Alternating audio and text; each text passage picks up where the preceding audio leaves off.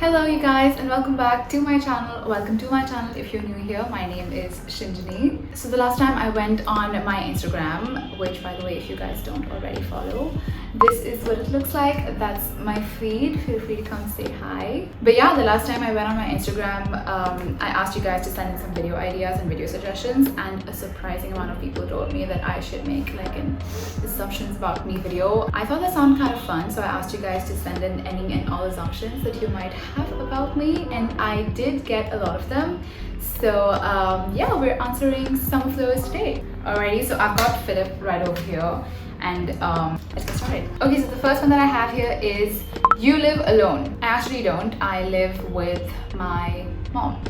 Second one that I have here is, making a firm assumption that your channel would hit 1,000 subscribers by the end of 2021. God, I hope so.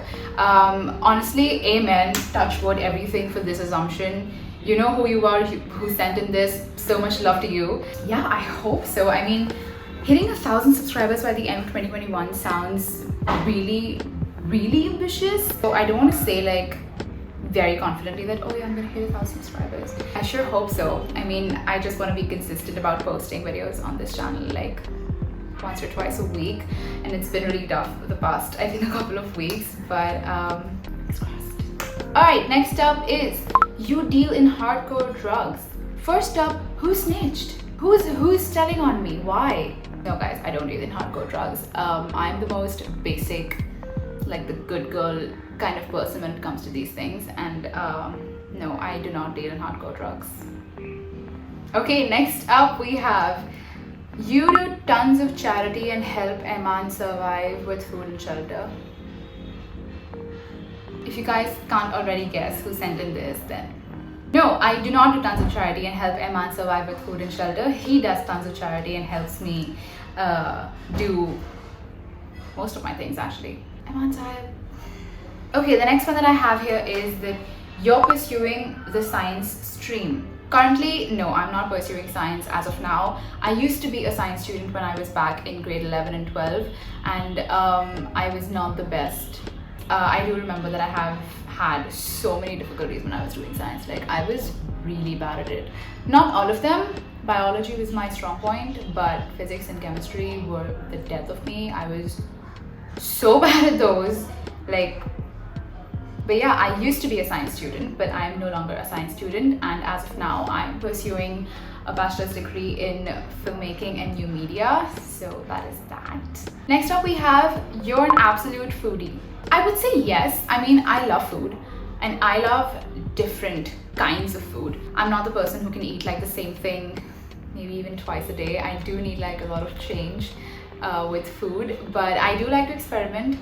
And I love food in general, like different cuisines, food that comes from different places. I love knowing the backstory of food and like how and where it came from and stuff like that. You can call me like a food nerd. Like, more than consuming, I'm more into knowing about certain foods and like trying them once in my life. So that's the kind of vibe that I have with food. Next up, wow, it is hot in here, you guys. Next up we have, is it true that you have a murder planned from A to Z if the need ever rises? I'm not sure if I should be saying this on YouTube, but yeah, I'm the biggest like horror and thriller and like gore and murder freak. You guys, murder freak. But yeah, I enjoy like gory movies and like horror movies and basically like scary stuff in general, and I'm like the biggest reader of crime thrillers and like crime fiction and stuff like that.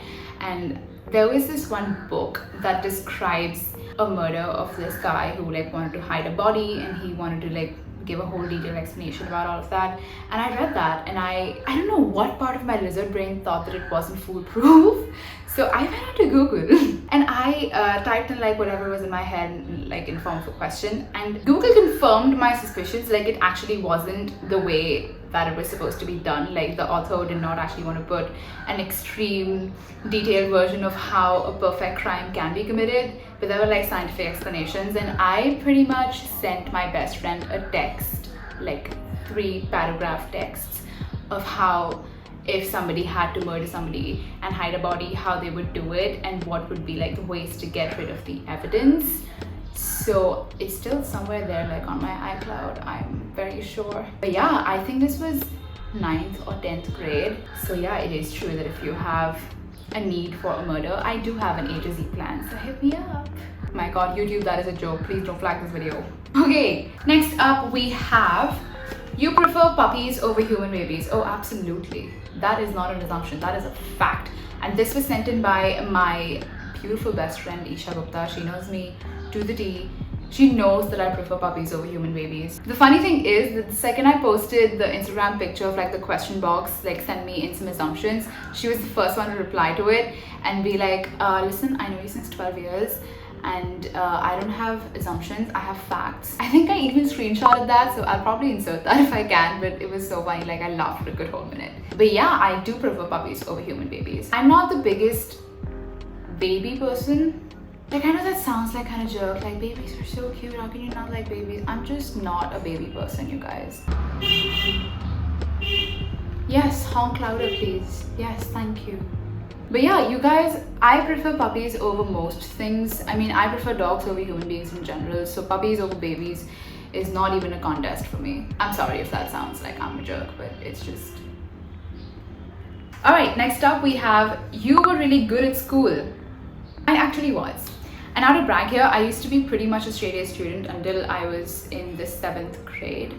After which I don't know what happened to me. I guess my procrastination and my laid back attitude and all those other demons just kicked in, and I started taking school for granted. I would not like bother preparing for tests. I can't say I still do, but the situation has significantly improved. In 10th, some of my teachers were actually worried that I would flunk because of how casually I was taking my education, and they kept telling me that we see the potential in you, but you're just not putting your potential to use. I guess I've upped my academic game ever since I've come to college. So yeah, I was really good at school, but only like up until grade 7, after which I screwed it up for myself.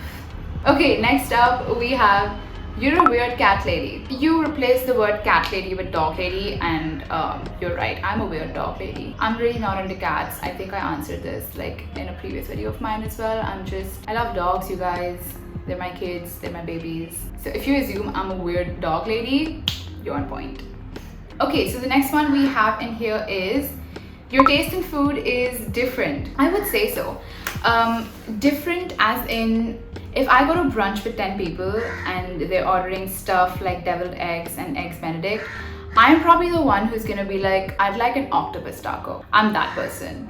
Everybody orders like stuff that you would regularly want to eat and stuff that you've already eaten, but I'm always the one who's like, this sounds interesting and mildly disgusting, so I'm gonna order that. That's what my taste in food is like. Like I said, I am really into trying new food and new cuisines, and I don't think I can do that if I don't experiment with my food. So this is pretty much on point.